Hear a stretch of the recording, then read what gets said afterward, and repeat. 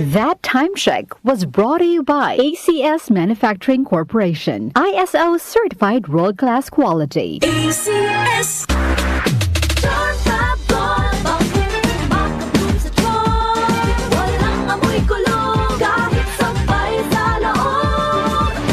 Charm Fabric Conditioner with Bloom Fresh Technology. May antibacterial na at ka-bloom sa bango ang damit.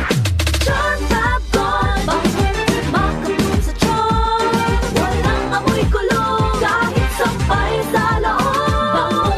Makabloom sa charm. Charm Fabric Conditioner. Manufactured by ACS Manufacturing Corporation. ISO certified. World-class quality. ACS. Santon Plus Gold. Kung nga pala, may nabuhan ako ng bukol sa aking suso. Subukan ko ang Santon Plus Gold, 2 kapsula, 3 times a day sa loob ng 3 buwan. Lumiit ang bukol sa suso ko. Santon Plus Gold. Mas pinalakas, pinagaling, pinahusay. Santon Plus Gold. Mahalagang paalala, ang Santhone Plus Gold ay hindi gamot at hindi pwedeng gamiting panggamot sa anumang uri ng sakit. Mula sa #1 Smart Dishwashing Paste. Ang galing-galing mo!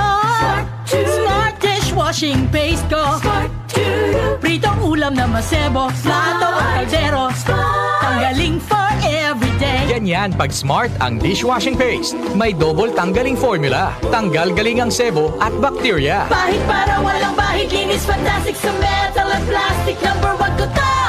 Tanggaling-galing mo! Smart dishwashing paste. Heavy duty linis bawat pahid.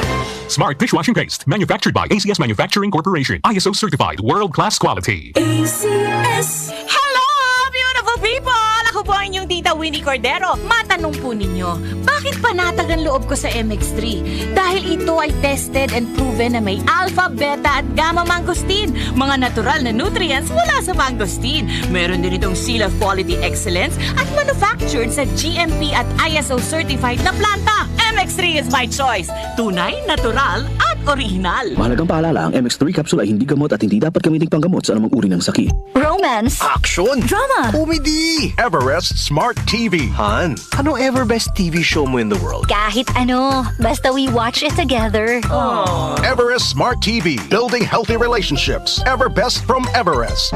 Joel Gorospe at Darlene Olanyo sa OMOK. Salamat!